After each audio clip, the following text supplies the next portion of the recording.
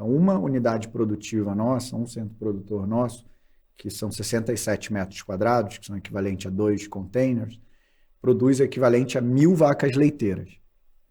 1.000 vacas leiteiras, se a gente fosse colocar isso em termos de espaço físico, seria maior do que a cidade de São Paulo. Bom, a quantidade de pasto necessário para essas 1.000 vacas. fora o problema do desmatamento que é associado ao... Sim. Exatamente. Então, a gente começa a entender algumas relações, né? Então... Olá, eu sou o Renato Fazolino e este é o podcast Tal Investimento. Existe tecnologia em basicamente tudo que interage conosco hoje em dia. Nos nossos carros, nossos celulares, nossos motores, nossas geladeiras e aí por diante. A pergunta é, existe tecnologia na comida que a gente come? E esse é um grande ponto de interrogação. E a resposta, como a gente vai ver hoje, é que sim. Mas por quê? Né? Então, falando em ponto de interrogação, a conversa de hoje é com a The Question Mark Company, né? Com o Pedro Campos, que é o cofundador e CEO, junto com a Rafaela Lizoni, que é a head, está à frente do Relações com Investidores da CRIA de Equity Crowdfunding. Muito obrigado que vocês estão aqui hoje. Obrigada, Muito obrigado. Renato. Obrigado, Obrigada a você. Renato. Vai ser uma conversa e um dia especial hoje para Vai gente. ser especial. Aqui na hora, question mark. Qual é a pergunta? Por que question mark? Qual é a pergunta nesse caso? A gente entendeu que a comida, talvez ela tenha tanta tecnologia embarcada hoje, e tanta história, e tanta relação com a evolução da própria humanidade, que os consumidores se questionavam muito sobre como transformar esse momento da alimentação em algo significativo sem ser só pela ótica familiar. E a gente entendeu que era um diálogo longo, falar de sustentabilidade, falar de nutrição, falar de impacto, falar de DNA, falar de evolução, falar de momentos de vida.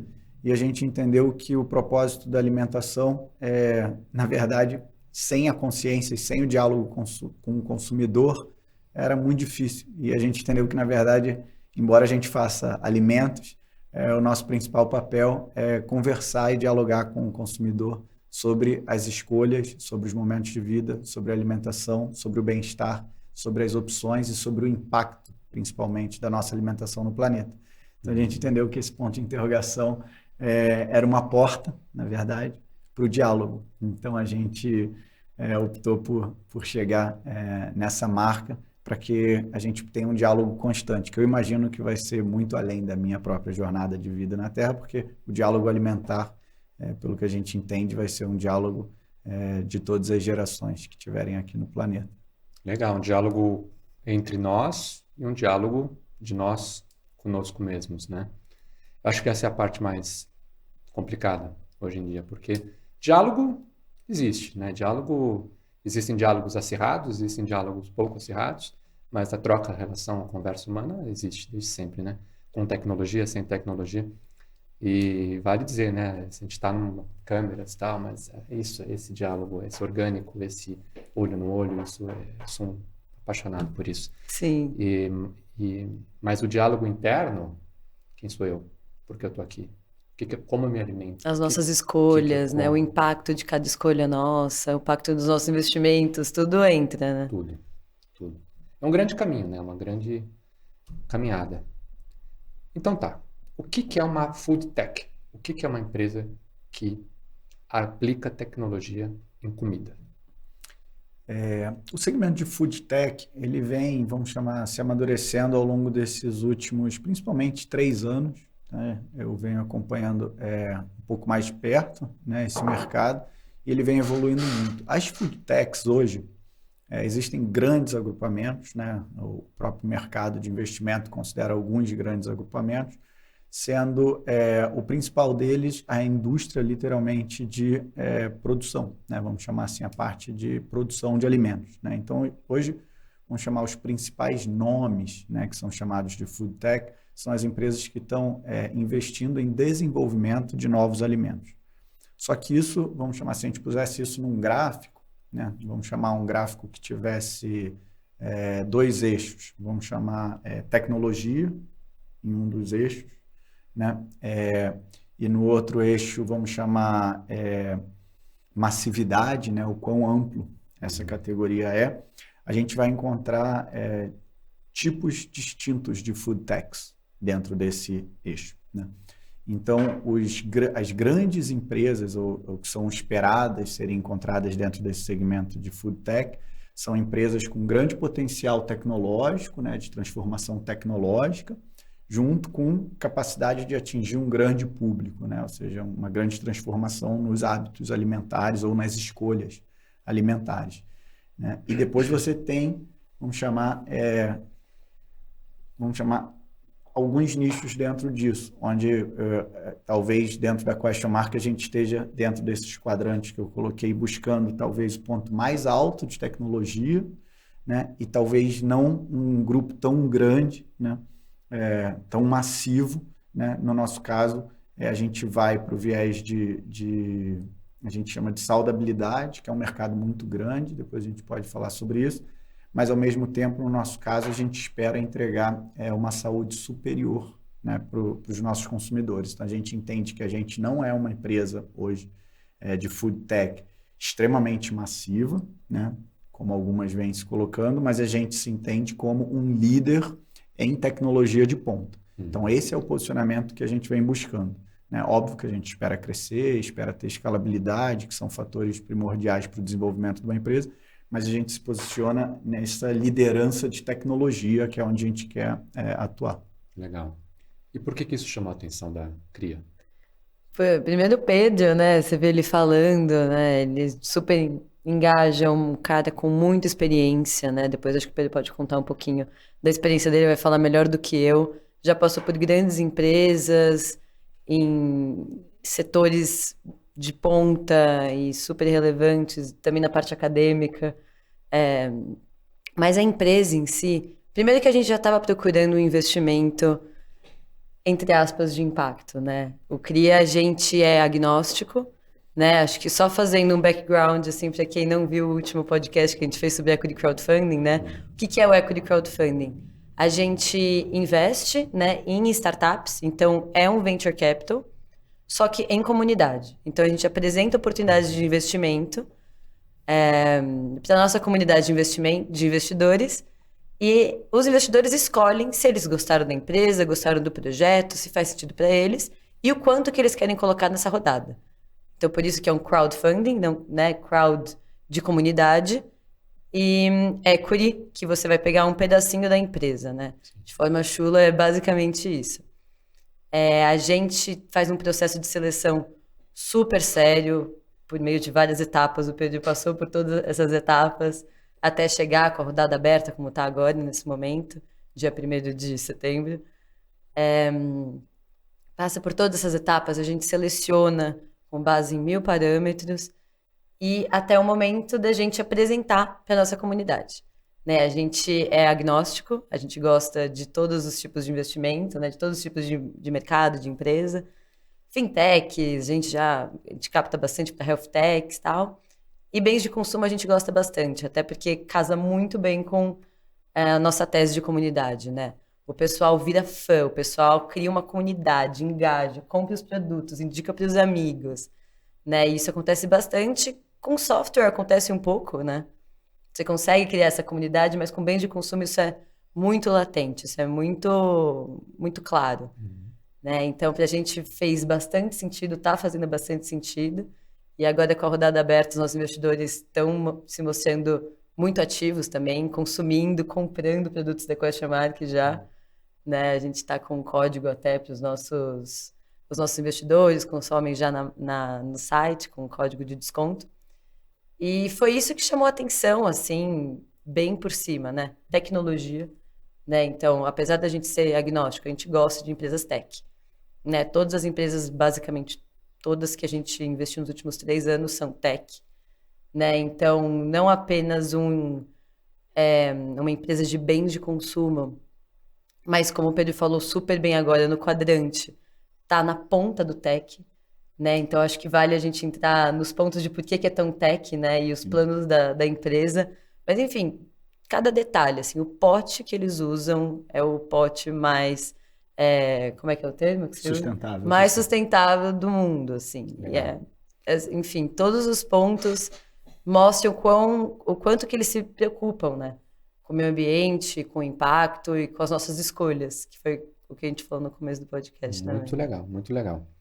E é legal que o crowd, né, o coletivo, eu acho que conversa com isso que você mencionou desse gráfico, porque você não está atingindo uma massificação muito grande ainda, porém com uma altíssima tecnologia. Então eu imagino que essa altíssima tecnologia cria entre os consumidores esse espírito de comunidade, assim, as pessoas entendem a proposta daquilo, né? Entendem como aquilo beneficia a si próprios, corpo, organismo, e a sustentabilidade, descarte e aí por diante. Sim. Então faz sentido, porque é um crescimento sustentável, um crescimento, ao invés de já ir para cima, atingir 1 bilhão de pessoas, e as pessoas não entendem muito bem.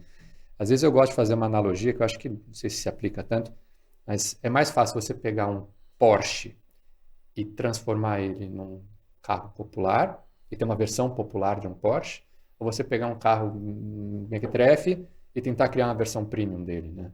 Eu acho que é muito melhor você ter um Porsche, que você já construiu uma marca, você já construiu uma reputação, você já construiu uma tecnologia e por diante. E sim, mas é um produto caro. Mas aí quando você massifica, você baixa esse preço. Então, parabéns. Eu acho que é uma excelente estratégia Mas assim, queria entender um pouco mais. Vamos lá. Eu sei que hoje vocês têm uma presença maior em laticínios, né? Vocês fazem iogurtes, alimentos, assim, derivados do... Assim, iogurte, leite e aí por diante. Vamos começar com o panorama do tamanho do mercado de laticínios. Porque eu vi na apresentação de vocês que vocês têm lá o dairy, né? O laticínios, tem o dairy alternative e tem o food supplements. O que é cada uma dessas coisas? Quando a gente começou a estudar segmentos, né, e oportunidades para esse nascimento desse novo projeto, a gente estudou as principais, vamos chamar, inovações que estavam acontecendo dentro desse novo segmento de food techs, né? E a gente já vinha acompanhando um pouco do que vinha acontecendo com as próprias, vamos chamar, o mercado chama de carnes análogas, né?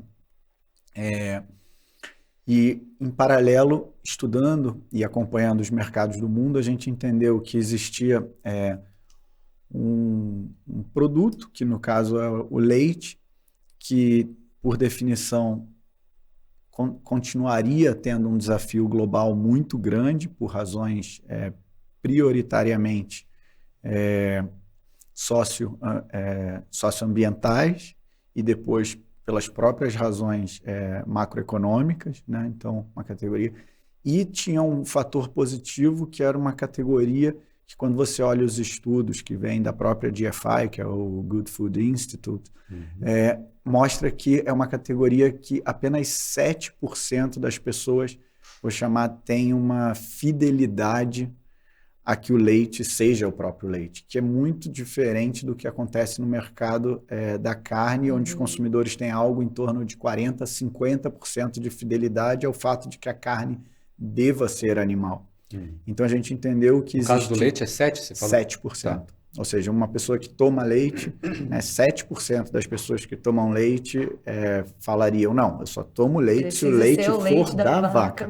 Tá. Né? Apenas 7%. Então a gente entendeu que para esse perfil de consumidor, eu vou voltar na questão da consciência, né?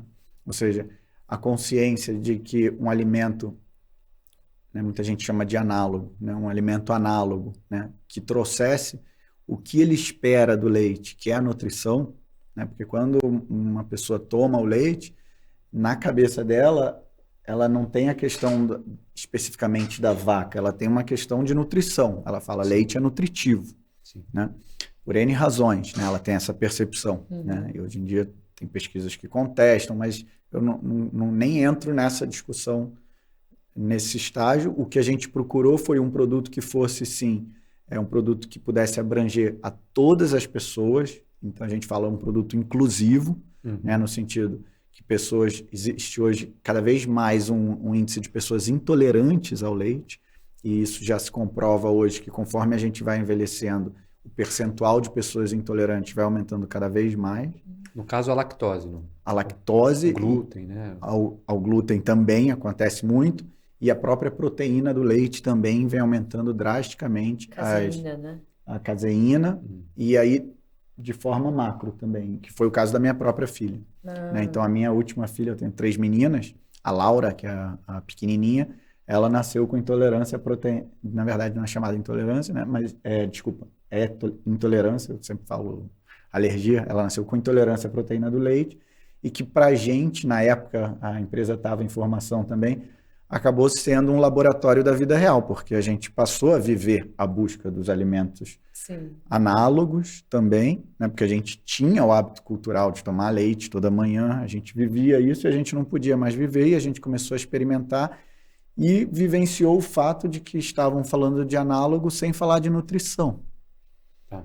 E aí já remete de novo à minha avó, que eu lembro que a minha avó sempre falava assim, na mesa a gente senta para se alimentar, né? Para nos alimentarmos, e não para comer.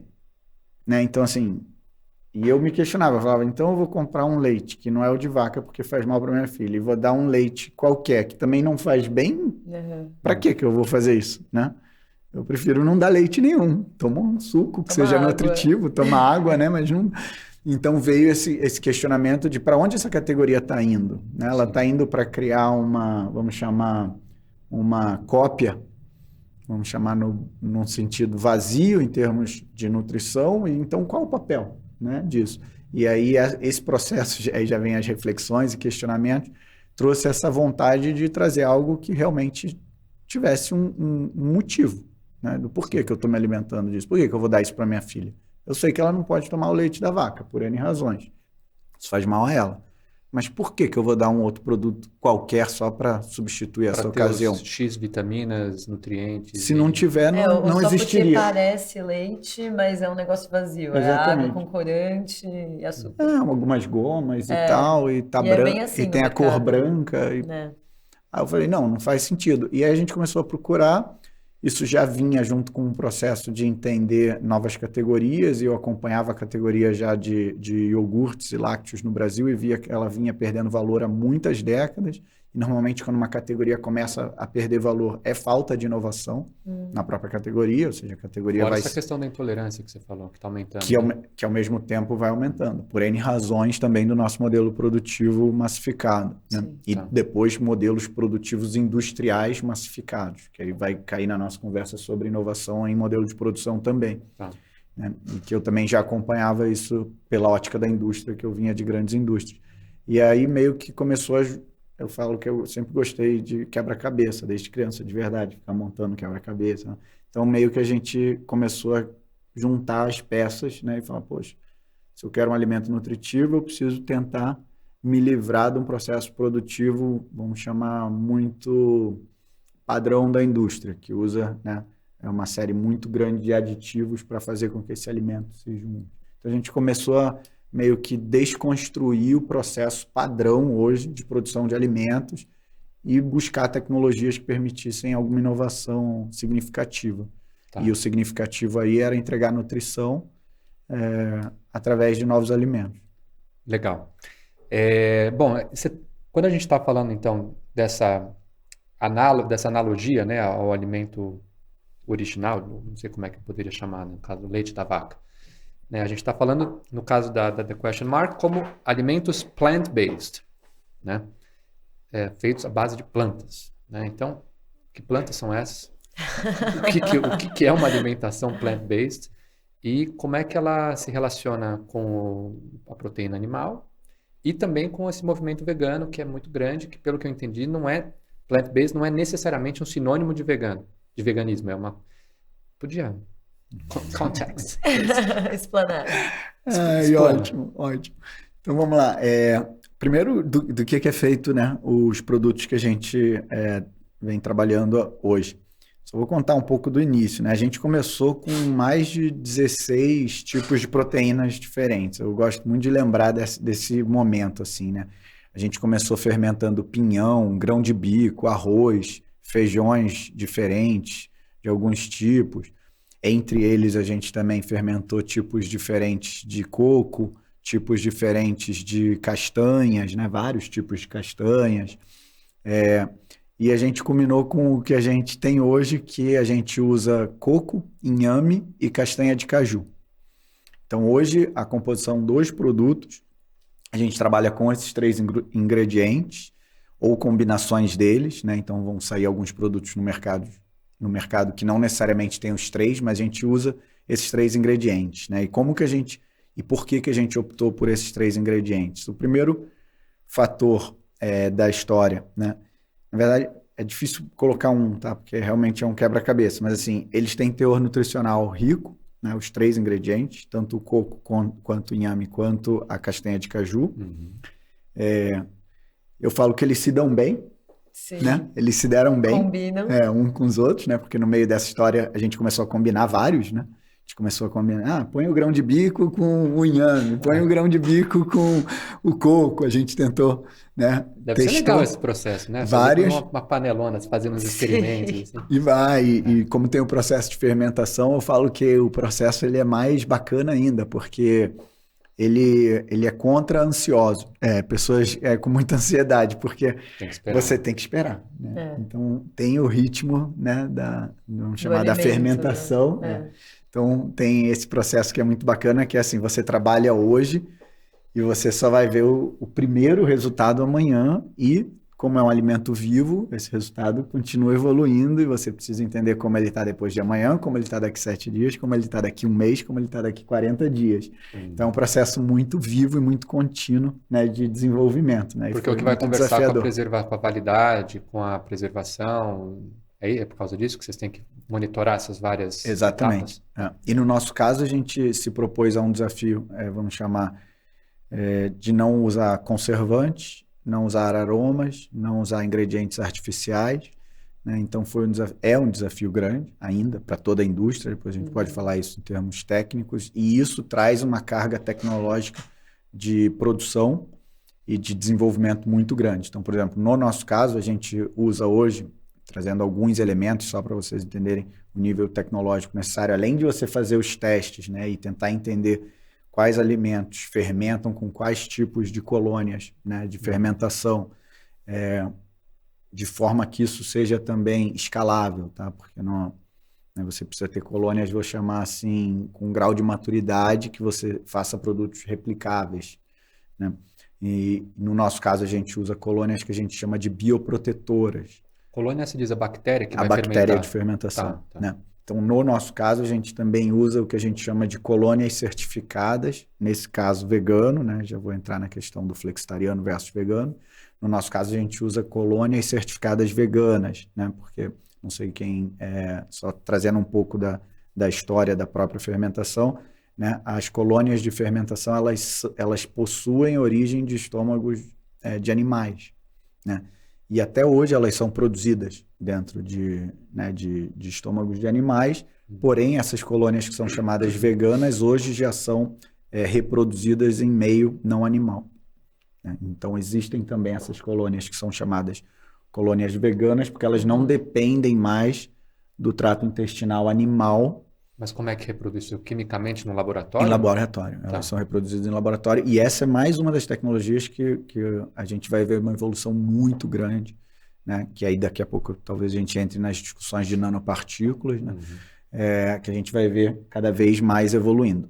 E aí indo para essa questão de flexitarianismo e veganismo, né? Que você trouxe, Renato, existe uma diferença profunda, né? Entre esses dois universos, né? E essa diferença está principalmente, vamos chamar, na abordagem do contexto macro de cada uma delas. Então, o vegano, ele busca um alimento, sim, livre de conteúdo animal, né? Porém com uma preocupação muito extensa, né, sobre todo o trato da cadeia e um estilo de vida totalmente livre de consumo animal. Então, eu gosto de dar um exemplo que é bem mais simplório que isso, que é assim, o vegano, ele não compra um sapato de couro. Né? Então, e a pessoa que vamos chamar, que tem uma alimentação plant-based, ela se preocupa com que o alimento dela não tenha conteúdo animal, né? Então ela tem essa preocupação, mas ela pode estar usando talvez uma jaqueta de couro. Então, vamos supor que o cara é um cara da Harley Davidson, ele pode ser vegano. Sim. Se ele for vegano, ele não vai usar a jaqueta de couro, ele vai procurar uma jaqueta sintética da Harley, né? Agora, se ele for plant-based, pode ser que ele tenha a jaqueta de couro da Harley, mas ele vai procurar um alimento. Então, essa segregação entre o vegano ele se preocupa nesse contexto, em todos os aspectos. É uma questão de estilo de vida, né? estilo De de escolhas. Lifestyle. E o outro é mais de nutrição. E o outro é bem focado na alimentação. questão do alimento. Tá. E entendi. Tem alguma... Como é que... Bom, você já falou da fermentação, do intestino animal. Eu estava pensando na proteína animal, comparar o leite da vaca com um leite que é fruto de um processo de bactérias fermentando coco, inhame, castanha do caju. O resultado dessa fermentação em termos de minerais, proteína, quantidade de gramas de proteína, é similar ou tem uma outra configuração? Não é similar. Existe, vou chamar assim, talvez uma busca frenética para que fosse similar, né? Talvez a maior pressão de todo o mercado, seja de investidores, consumidores, é que seja encontrada essa fórmula mágica, ou seja, algo que não é feito do leite da vaca, mas que tenha a composição do leite da vaca, né?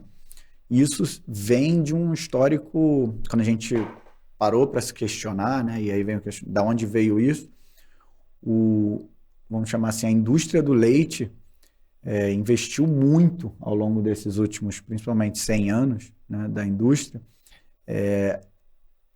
divulgando vamos chamar, a relevância nutricional do leite, né, e pontuando algumas características, né, consideradas muito positivas do leite, né, para todas as pessoas. Então, existe hoje ainda essa percepção coletiva de que o leite contém é o que é o melhor para as pessoas.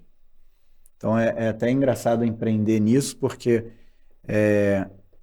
assim, todo mundo gosta de casaco azul e você está fazendo um casaco verde. E como que você dialoga com a pessoa que talvez o azul não seja o mais legal? Talvez você possa usar um casaco verde. Só que a pessoa quer esse casaco azul. Né? E é uma questão de cultura muito profunda na nossa sociedade, né?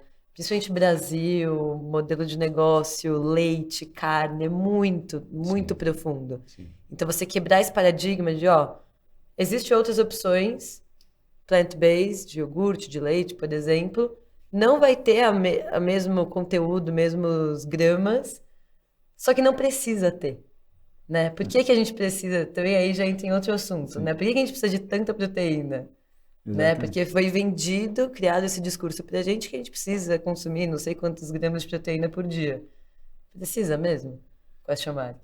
A gente tem as nossas necessidades nutricionais, cada um tem a sua, depois a gente fala um pouco de personalização alimentar. Legal. Né? Mas assim, cada um tem sim suas necessidades nutricionais e a gente precisa estar atento a elas.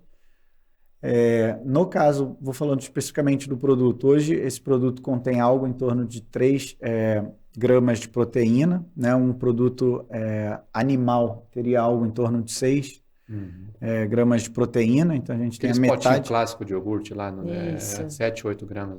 Ou 7, depende da quantidade. O grego às vezes tem mais. O grego às vezes tem mais, né?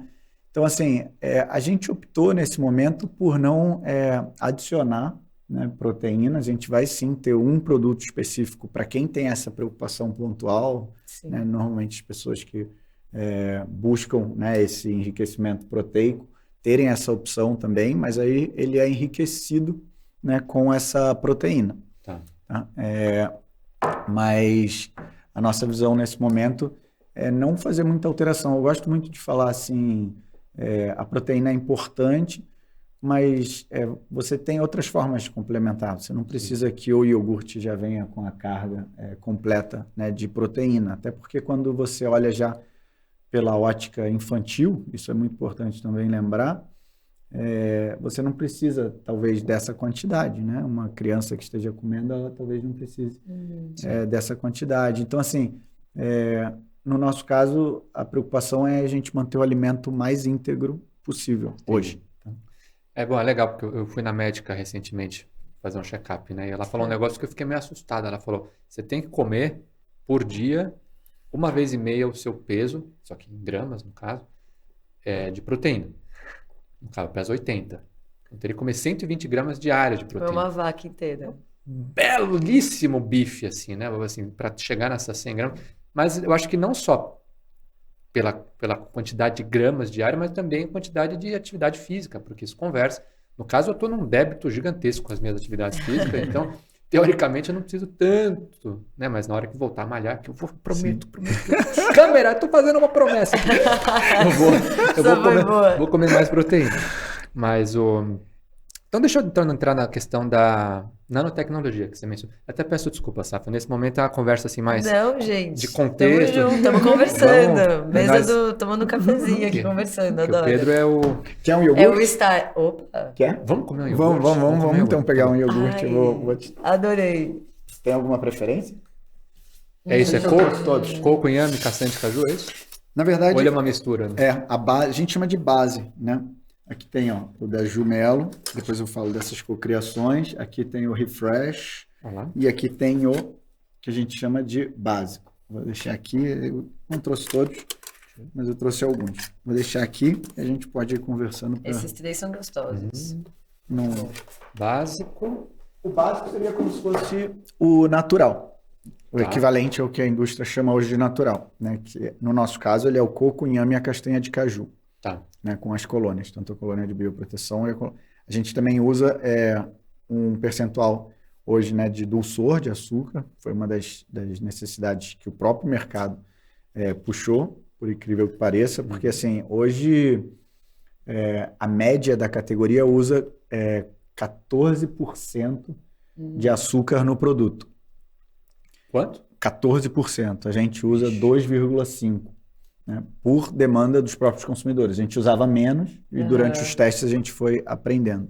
Esse é um ponto legal também, né? Que, além de tudo, o produto tem que ser gostoso. Exato. Né? Que é uma coisa que você sempre fala. É o primeiro ponto, na verdade. Tem que ser bom, tem que provar e o consumidor achar gostoso. Eu queria falar da dificuldade que você teve para abrir. Esse é um ponto que eu gosto. O pote, dá para ver que ele é daquele tipo que é biodegradável, né? Ele não é, assim, o papel é biodegradável naturalmente, né? Hoje o pote, que foi o pote mais sustentável que a gente encontrou no mundo hoje, inclusive a Chobani está tentando migrar para esse pote, né? Que é a maior empresa hoje de iogurte, maior referência, né, de iogurte no mundo. Esse pote é 84% papel, né? E o restante são 2 películas plásticas hoje, infelizmente, não biodegradáveis, mas que elas fazem filtros, barreiras de ar e de oxigênio, né, para manter a integridade do produto. Né, até obrigatório, inclusive, por lei, né, para esse tipo de categoria você manter isso. Não, e plástico não que é um produto vivo. Plástico ele pode ser reciclado, né? Tem uma conversa muito legal no podcast sobre isso plástico que eu ia também. falar, que é conversa sobre plástico. E aí, só para complementar isso, mas eu ia entrar só para não parecer papo de louco aqui na dificuldade que você teve para abrir, porque por incrível que pareça, esse pote hoje é uma inovação, por mais que, né, pareça só mais um pote, e conseguir fazê-lo possível abrir na mão, por mais que pareça simples, foram mais de 300 horas de desenvolvimento de nova peça para a máquina, mais de 300 horas de teste de abertura, sendo que se você compra um pote plástico, além de ser pelo menos 1/5 do preço, né, ou seja, é muito mais barato, você faz isso instantaneamente. Tá tudo pronto, né? Instantaneamente. Você põe na máquina lá, selou, bonitinho, você abre, super fácil. E esse tipo de debate acontecia entre nós também, né? E a gente está sendo burro de ficar insistindo nisso e não vai acontecer, ou a gente está sendo consciente, né? Essa é a beleza e a dificuldade de ser tech, né? É o que te coloca no gráfico lá em cima, Exatamente. Na parte tech. E, sim... colocando na perspectiva de consumidor, né, isso está ligado ao movimento de consumo consciente. Então, assim, beleza, poderia eu, consumidor, ir no mercado comprar aquele que você assopra a tampa já sai, né? Mas se eu tenho o tic-tac funcionando, eu falo assim, bom, isso aqui não é tão legal para o meio ambiente. Tá, esse daqui talvez dê um pouquinho mais de trabalho, mas, pô, 85% de papel biodegradável, não sei o quê. Pô, não tem, é um no-brainer, né? Isso não tem que pensar. Então, acho que faz parte também desse movimento de consumo consciente, de conhecer a si próprio, de entender, veja, o mundo não tem fora, jogar fora. Cadê o fora? É na galáxia? Exato. Né? Vai para algum lugar, vai Exato. no caso, do mar. Né? Exato. Obrigado. E é engraçado você ter trazido o mar aqui. E é uma... Porque no processo mesmo, vou chamar assim, de nascimento, já no âmbito, talvez, não sei se é espiritual, como é que eu chamo isso do projeto, eu estava fazendo uma travessia oceânica no mar mesmo, né? Eu gosto de velejar. E eu fui, graças a Deus, com alguns amigos, convidado a fazer uma travessia. Então, a gente fez uma travessia do Pacífico. É bem onde tem a ilha de plástico lá, não é?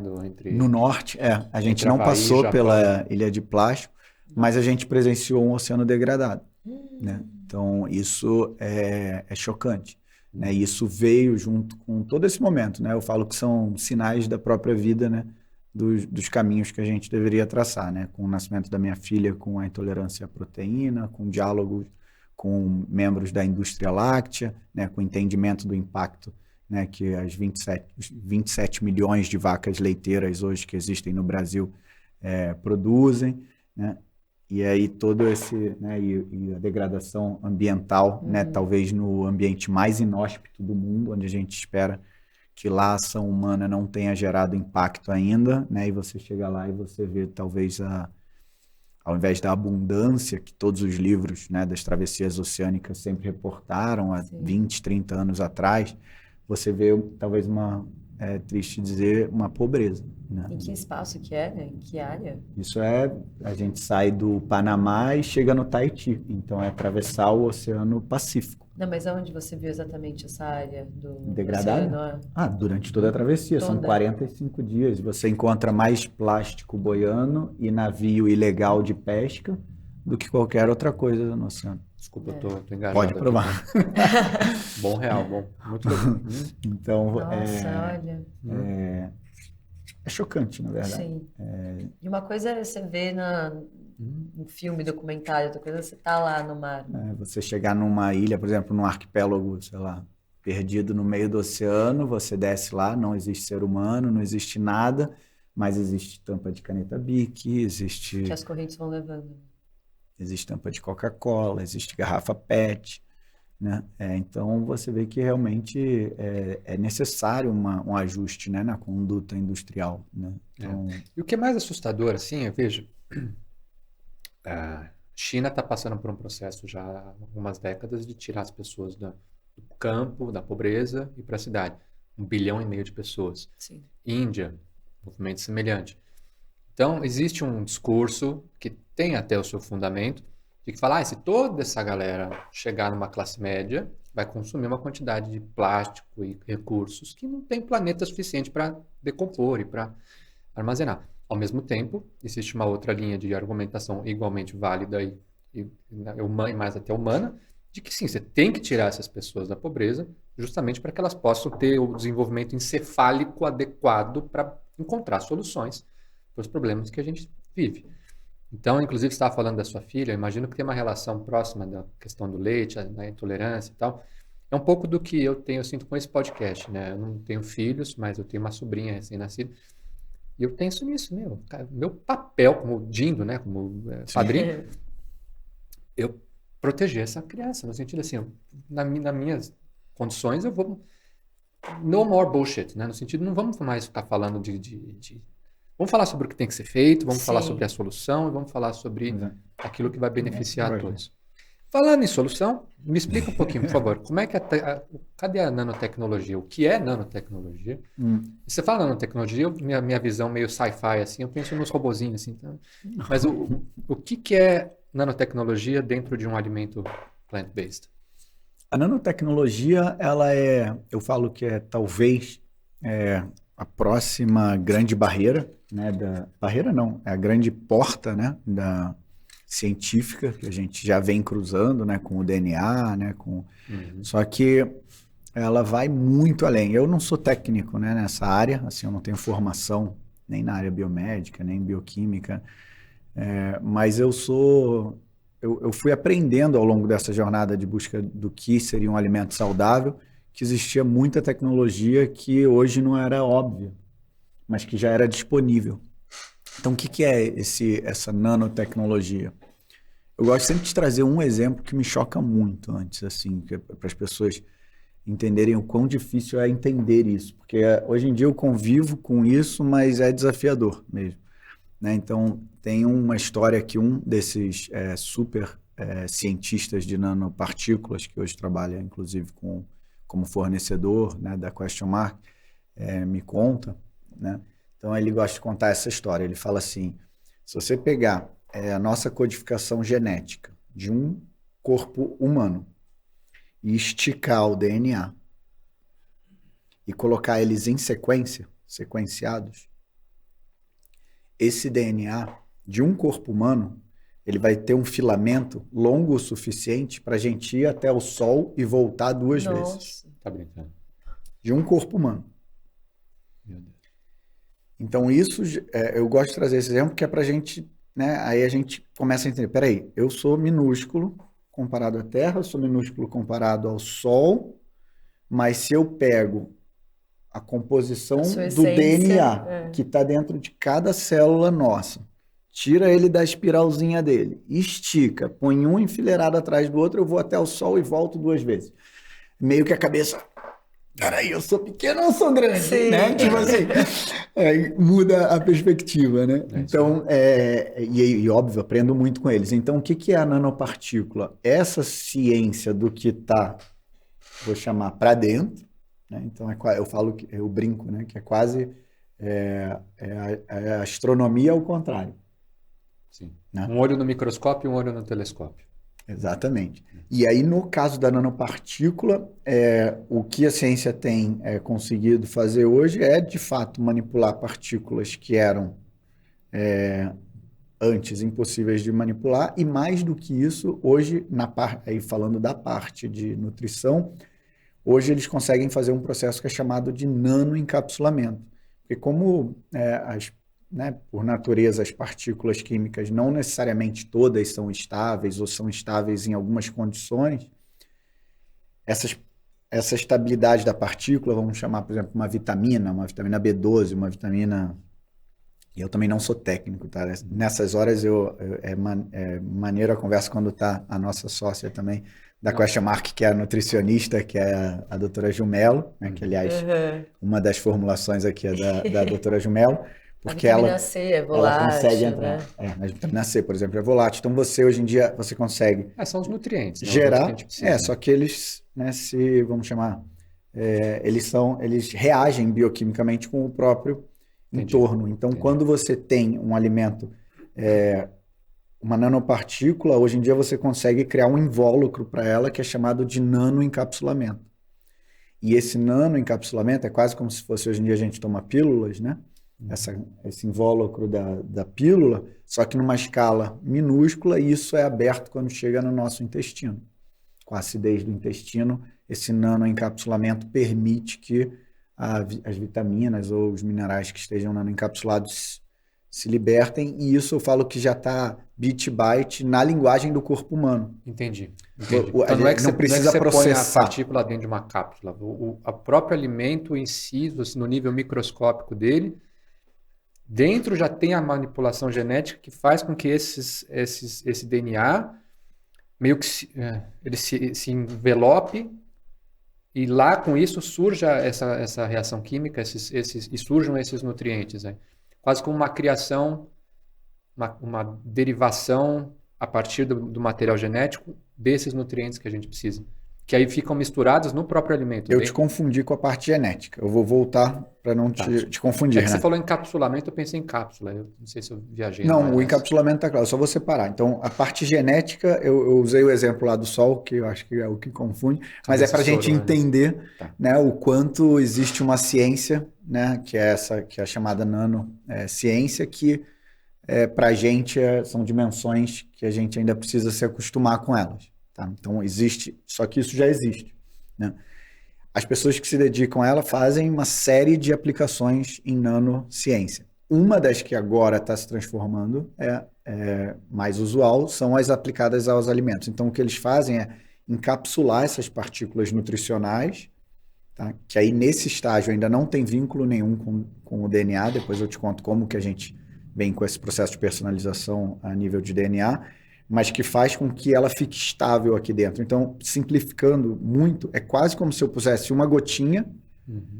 Só que essa gotinha, ela é rica em vitamina B12, vitamina C, vitamina D, minerais, compostos funcionais para ajudar no sono, melanina, o que for que a gente esteja enriquecendo, só que isso se mantém o que a ciência chama de biodisponível. Se eu pingasse somente essas vitaminas ou esses compostos, como a Rafa falou, isso poderia se perder. Ele poderia reagir ou evaporar dentro do alimento.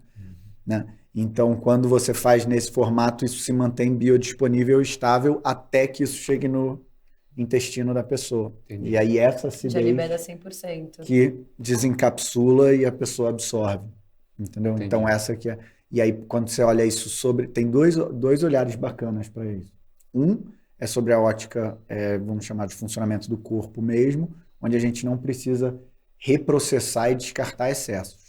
Porque hoje os enriquecimentos são feitos através de pós e vamos chamar assim com um excesso muito grande. Então, o que acontece? Quando a gente come esses alimentos enriquecidos nesse formato, a gente tem que levar isso para o sistema de filtragem do nosso próprio corpo, porque a gente só absorve, o corpo tem essa inteligência, só absorve o que a gente precisa e o resto é descarte. Então, é excesso. Então, a gente também precisa descartar isso. Né? Através do nanoencapsulamento, reduz esse esforço da gente para cada alimento ter que ficar... Porque você já está pondo no organismo o que vai absorver mesmo. O que vai absorver e na mesma linguagem. Né? Não precisa... Você fala a mesma linguagem, quer dizer, o corpo humano entende. Aquela vitamina nanoencapsulada, B12, né? Aquela vitamina a inteligência do corpo é a mesma vitamina B12 que você come de uma Sim, banana, mas eu não precisei filtrar ela antes. Não manjo nada. Entendeu? Eu não precisei filtrar ela antes. É como se fosse uma água que tem algumas coisas sujas, eu jogo num filtro. Você quer beber a água. Sim. Então, o que a gente está fazendo é colocar a água já filtrada. Então, Entendi. quando ela chega no intestino, você já absorve. A outra não. Você precisa primeiro dar uma limpada nessa água, tirar os excessos, e aí depois você pega a água. Então, essa tecnologia não é nossa, não é uma tecnologia proprietária, a gente faz uso dessa tecnologia. E isso, na Europa, não vou dizer que é comum, mas as empresas de ponta já estão começando a usar. Era mais usado pela indústria farmacêutica, né? E cada vez mais vai ser usado na indústria de alimentos. Muito legal. Show de bola. Bom, você está falando de filtragem e tal, né? Um outro tema que é um pouco polêmico, né? A questão da segurança alimentar, desnutrição, pessoas que passam fome no mundo e tal. E, de fato, existem ainda muitas pessoas no mundo que passam fome. Mas esse número vem diminuindo. Ao passo que o número de pessoas com obesidade está aumentando. Eu acho que aí entra uma questão ligada à pandemia, ao sedentarismo, as pessoas que ficaram em casa, nunca deram muita atenção à alimentação, come biscoito, bolachinha, então, enfim, com uma saúde totalmente comprometida por causa disso. Falta de atividade física, da qual eu já me comprometia. Agora você vai ter que fazer. Né? Agora tem que fazer. A gente vai cobrar. O público vai cobrar. O público vai cobrar. Mas assim, como é que você enxerga o que a gente herdou da pandemia? Vocês enxergam o que a gente herdou da pandemia, título de alimentação ruim? E como que você acha que está a consciência hoje do ser humano geral sobre a importância da alimentação, sobre comer bem, adquirir os nutrientes que vão me fazer bem? Porque isso que você está falando é muito legal, assim, mas eu acho que deve ser uma parcela ainda pequena de pessoas que têm essa consciência. Essa vitamina, aquele mineral, aquele lipídio X é benéfico. Como é que vocês enxergam hoje essa coisa, essa fotografia da alimentação do ser humano hoje? E quão boa ou ruim está isso? Por que a gente tem tanta gente obesa, por exemplo? Quer entrar nesse tema? Bom, eu acho que você vai falar com muito mais propriedade, né? Mas O que a gente vê, assim, de notícia, de pesquisa que sai, né?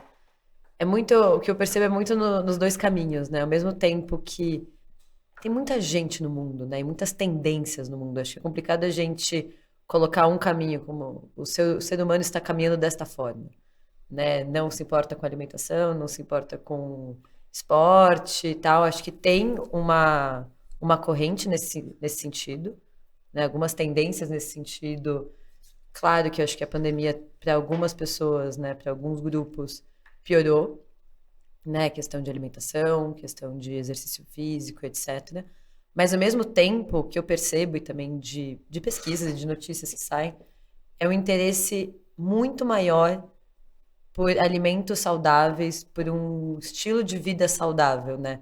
O que nossos pais já começaram, assim, né, numa geração saúde, hoje em dia eu vejo isso muito mais forte, né? Então é um assunto que é trazido.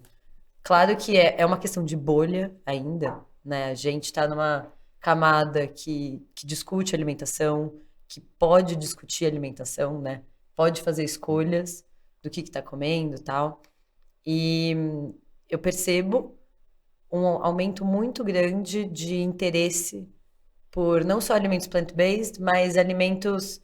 Acho que talvez essa tendência flexitariana, né? Uma questão de equilíbrio, que aí entra estilo de vida, bem-estar, meio ambiente e, enfim, saúde no geral, né? Então a minha visão é essa, mas queria escutar o Pedro também. Eu acho que são, né, são problemas muito grandes e a gente fala muitas variáveis impactam nele. Eu vou trazer para complementar e um aprendizado meu recente. A gente tem vamos chamar uma super apoiadora do nosso projeto, que é inclusive nossa board member, que é a doutora Mariette Abrahams. Ela é uma nutricionista, hoje especializada em alimentos personalizados, na verdade, em personalização alimentar. Ela que coordena os grandes encontros mundiais de alimentação personalizada, né? E ela, sem sombra de dúvida, fez parte desse processo de entender a viabilidade, de entender tecnologias, de entender como criar uma empresa de alimento personalizado. Eu trouxe a história dela porque e aí a gente tem algumas revisões científicas com ela, né, que a gente faz semestralmente, ela faz toda a atualização científica do que está acontecendo no mundo em termos de personalização alimentar. E aí ela trouxe alguns estudos na última reunião que a gente teve, muito bacana. Esses estudos, eles têm um ponto que talvez seja uma peça dessa pergunta que você trouxe, o porquê da obesidade, né? Que, assim, alguns estudos vêm mostrando que quanto mais diversa é a nossa alimentação, menos problemas de saúde a gente apresenta. Uhum. E aí eu coloco isso porque uma percepção que a gente tem, e aí eu vou de novo usar a história da massificação, né, do Pacífico, porque quando a gente chegou, na primeira ilha que a gente chegou após atravessar o oceano, literalmente uma ilha no meio, não vou dizer do nada, né, porque é a nossa Terra, é nosso planeta, no meio do oceano, ou seja, talvez o lugar mais inóspito, o mais distante, né, do mundo, porque inclusive até a estação espacial é mais próxima de qualquer continente do que essa ilha, né? Mesmo nesse lugar, quando eu cheguei lá, o que tinha? Os mesmos biscoitos que a gente encontra aqui no supermercado, os mesmos, como é que é? Miojo, os mesmos refrigerantes. Caramba. Os mesmos, né? Então, talvez uma parte, é só uma percepção, né? Uma parte seja essa repetição contínua, De padrões, né? assim. De alimentos, né? Sem ter essa diversidade. Então, a gente sabe que a gente precisa comer fruta, a gente precisa comer legume, a gente precisa comer verduras, a gente precisa comer, né, proteínas diversas. Então, assim, essa diversidade talvez seja uma das peças.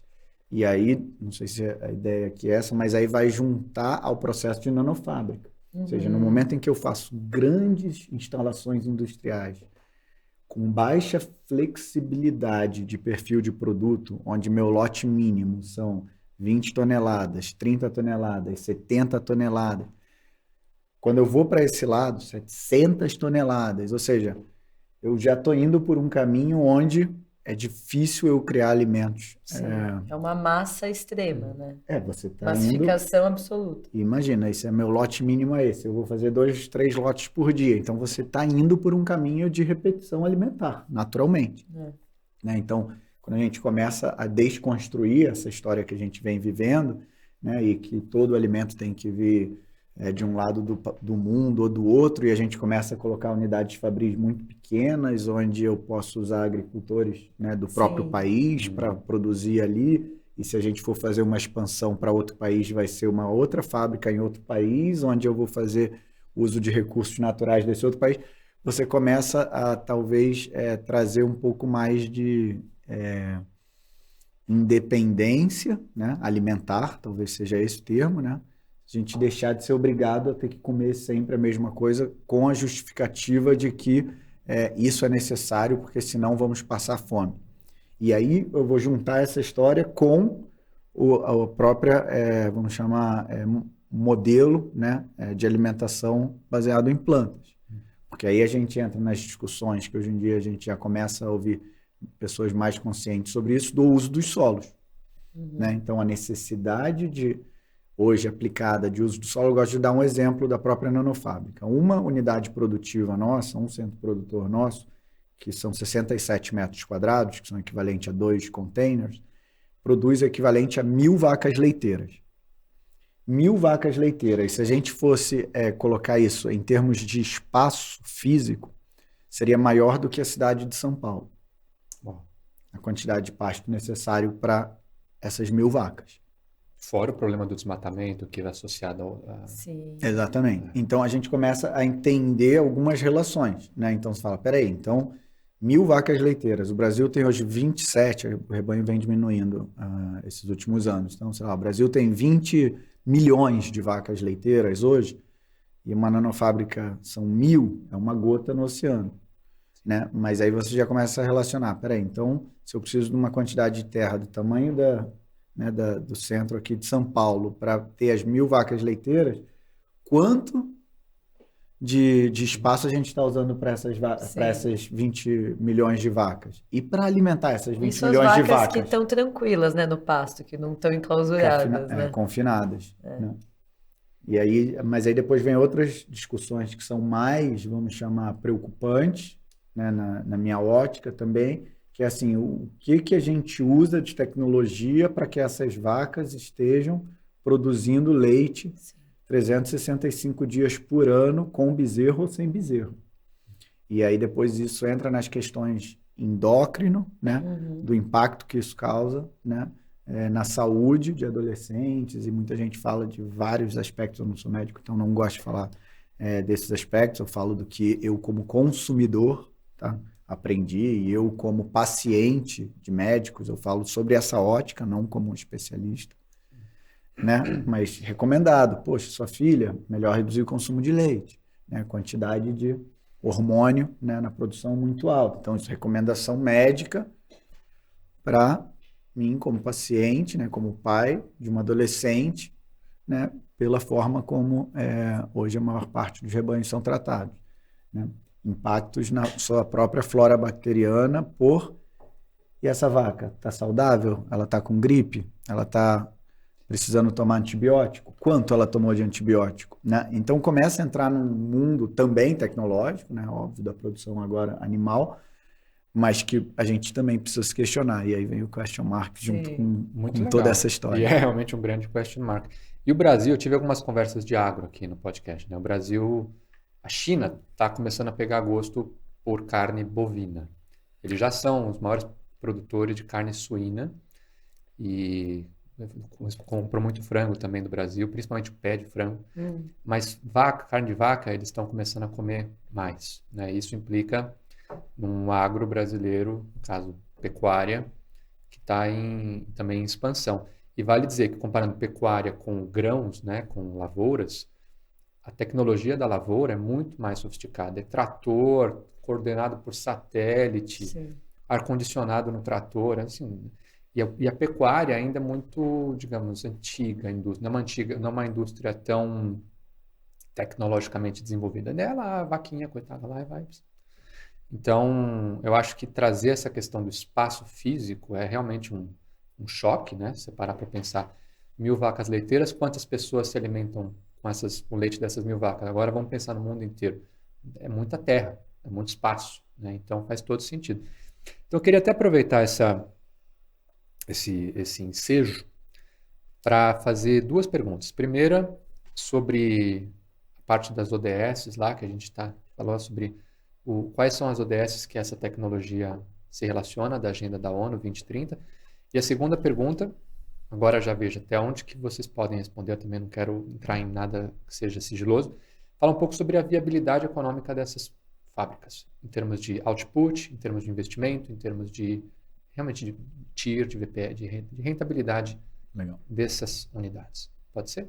Que acho que já conversa, a gente já aproxima mais para o mundo de RI, para o mundo de Eu trouxe finanças. uma cola das ODS, porque a gente Boa vive pergunta. elas, mas eu não sou de memorizar muito os números.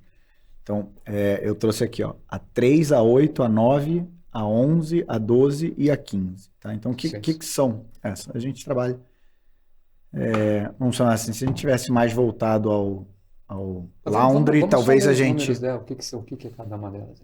talvez a gente pudesse falar demais, mas aqui é o que a gente tem conseguido nesse estágio, vamos chamar de fato, cuidar. Né? Tá. Então, a primeira, né, que é a 3, a gente fala de saúde e bem-estar, e aí está voltado a você desenvolver isso. Óbvio que quando você fala como ONU, ele aborda isso sobre uma ótica de políticas governamentais, sobre uma ótica, né, de desenvolvimentos nacionais. Então, claro, a gente não é uma entidade hoje governamental com esse propósito, mas como empresa, né, o que a gente faz é entendendo que existe essa possibilidade de constituição de negócio atrelado, né, a cada uma dessas frentes evolutivas, né, em termos sociais, a gente faz eu falo que a gente faz a nossa lição de casa. Sim. Tá? Não, e do ponto da perspectiva do investidor também por estar ligado ao ESG, estar ligado a um volume de capital mais disponível para financiar esse tipo de expansão, como da Question Mark. Exatamente. Né? E engraçado você trazer esse ponto, porque hoje em dia eu sinto, pelo menos a minha percepção, tá? Que hoje ainda isso está num nível de, vamos chamar de investidores, talvez ainda Sim. anjo, individuais, conscientes já, né? Mas ainda é um processo de aprendizado para os fundos de investimento. Né? Então ele ainda tem dificuldade em entender, né? Vamos chamar o papel, né, de investir numa empresa que trabalha, não vou dizer prioritariamente, mas que trabalha muito abraçada a questão das ODS. Né? Eu tenho uma teoria sobre isso, né? Porque ESG é número, nasceu no mundo dos bancos. Então existe uma dificuldade natural de reconciliar o ESG sobre a perspectiva da narrativa, o que eu faço, por que eu faço, qual o impacto e tal, com o valuation. Quanto que aumenta o valuation se eu reciclo lixo? Quanto que aumenta o valuation se eu contrato um colaborador de uma determinada minoria? Então, essa dificuldade, ela é literalmente muito compreensível, ela é complexa.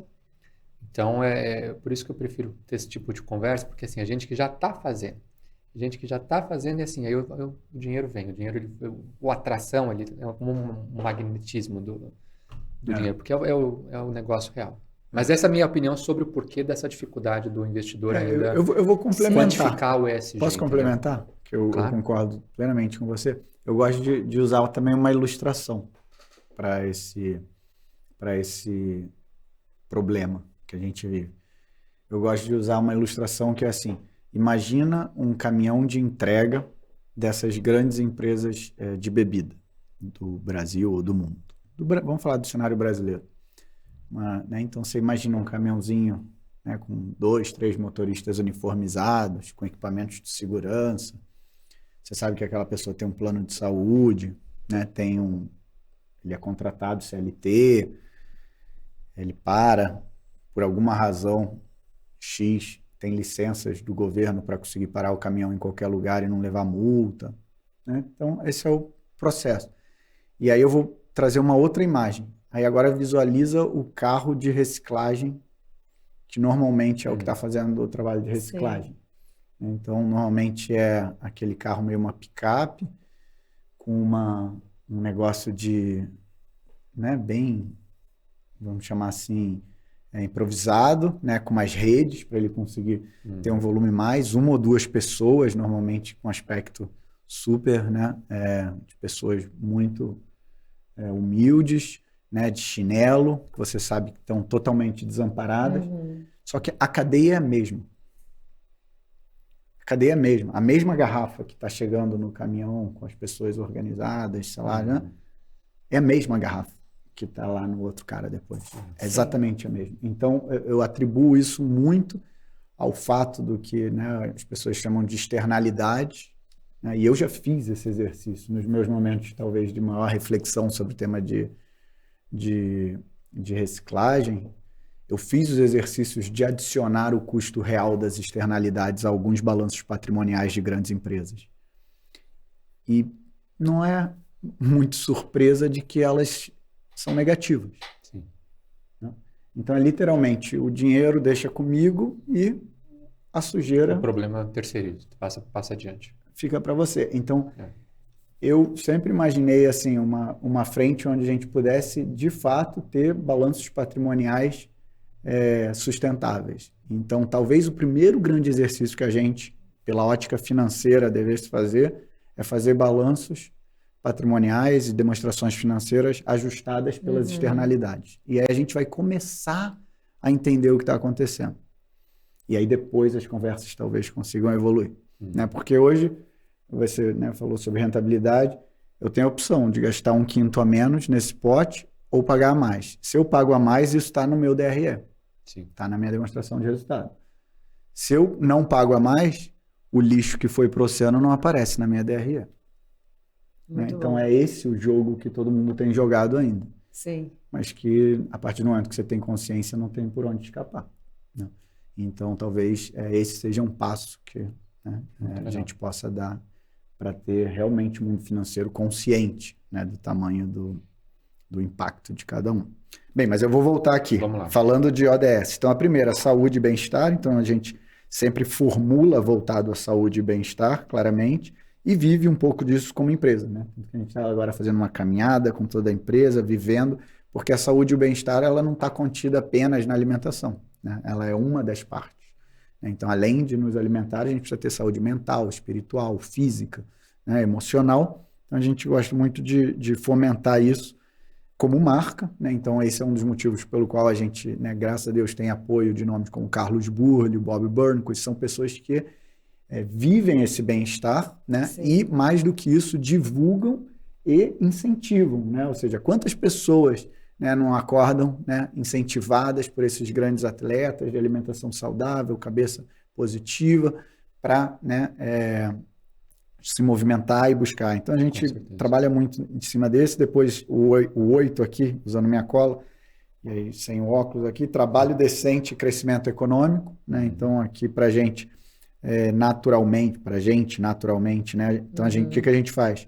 Busca todas as origens de certificações dos nossos fornecedores, evitando, porque por incrível que pareça, hoje em dia a gente não fala de trabalho escravo, mas a gente fala, né, o mercado fala muito de trabalho equivalente, análogo, né? Abaixo de $1, $2 por dia. Né? Então a gente busca empresas fornecedoras que tenham certificadas, né? E não estou dizendo que seja fácil. Tá?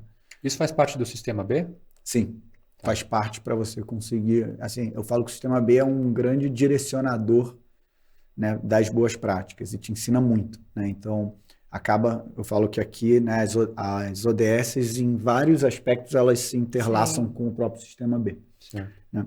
Então, esse é um dos pontos. Depois tem aqui o 9, que é Indústria, Inovação e Infraestrutura. Então, no nosso caso, a gente entende, sim, o papel da tecnologia de indústria. Né? Eu lembro quando um grande anjo nosso, né, quando ele fez um primeiro investimento lá no início do projeto, ele falou: Pedro, bem-vindo ao universo dos industriais. Esse é um universo onde você pode, sim, impactar muitas pessoas. Né? Então, essa consciência, assim como no mundo digital a gente sabe que isso é rápido e veloz, né? No mundo industrial existe esse papel também. Então, e óbvio, conforme você cresce, você começa a ser capaz de impactar mais e mais pessoas. E aí isso se junta à questão do que você está oferecendo, né? Sim. Sim. Porque uma coisa é impactar muita gente com um alimento que te gera obesidade, outra coisa é impactar muita gente com um alimento que te ajuda a ter bem-estar, né? Então, esse é um dos pilares, né? E, óbvio, no nosso caso, atrelado à inovação. Aí vou pro quarto aqui, que a gente gosta muito, que são cidades e comunidades sustentáveis, né? Aí é um pouco da história da própria nanofábrica e da possibilidade de utilizar recursos locais. Então, você tentar fomentar isso. A gente chegou a ter conversas com uma grande rede de supermercado, onde a gente instalaria a nanofábrica no telhado dela, né? Infelizmente, teve uma transação, uma aquisição, ela foi adquirida por uma outra empresa e acabou não acontecendo. Mas aí, o conceito era essa unidade da nanofábrica instalada no telhado dessa rede de supermercado, a gente poderia utilizar alimentos que são descartados para processar sabores diferentes de iogurte. Já, né? Então você já vê como é que a unidade fabril integrada à cidade, Sim. né? Porque acaba que todos os alimentos, óbvio, existe hoje, né, mais de 30% de perda na cadeia alimentar, né, na produção, mas ela vai acontecendo ao longo da cadeia. Mas existe uma parte grande que acontece nos próprios mercados de consumidores. Sim, claro. Né? Então você já cria essa possibilidade. Uma rede, por exemplo, de supermercados internacional, a gente teve contato recentemente falando, cara, a perda que eles têm de banana é uma escala assim, inacreditavelmente grande que ocorre dentro das lojas. Né? Então ele falou, será que daria para processar isso? Nossa, se daria. Né? Daria para você transformar essa banana em 1000 coisas, né? Se você tivesse uma unidade fabril. Né? O que é legal porque, Próximo por a exemplo, isso. existem restaurantes ou estabelecimentos que o que sobra de comida, perguntei uma vez, por que vocês não doam para pessoas, moradores de rua e tal? Não pode, porque fala que às vezes o cara vai ter um piriri lá e mete um processo contra o restaurante porque falou que estava estragado, não sei o quê.